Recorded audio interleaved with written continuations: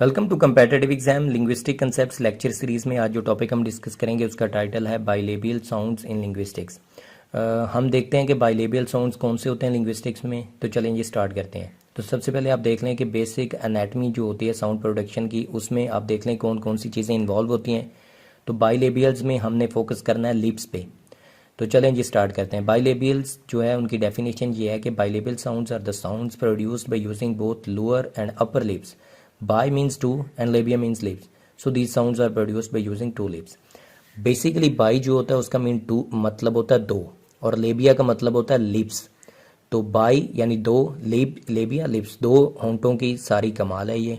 इन दो होंठों से मिलके जो वर्ड्स बनेंगे वो हम उनको बाइलेबियल्स कहेंगे। यानी इन दो होंठों की इन्वॉल्वमेंट ज़रूरी है, इन दो होंठों का आपस में टच करना ज़रूरी है। कैसे? हम एग्जाम्पल लेते हैं, हमारी एग्जाम्पल है पी। अब जब खुद बोलेंगे पी तो आपको पता चलेगा कि पी में आपका जो अपर लिप है वो लोअर लिप के साथ कनेक्ट हो रहा है। यानी आप बोले पी तो दोनों लिप्स कनेक्ट हुए, तो ये बाइलेबियल्स हो गए।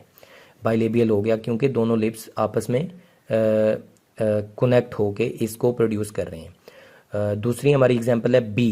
तो आप जब बी बोलेंगे तो आपके लिप्स फिर से दोनों ही अपर लिप और लोअर लिप आपस में कनेक्टेड होंगे, तो बी जो है ये भी बाइलेबियल है। इसी तरह हमारे पास तीसरी एग्जांपल है एम। आप जब एम बोलेंगे तो आपका जो अपर लिप है वो लोअर लिप के साथ टच होगा, कनेक्ट होगा।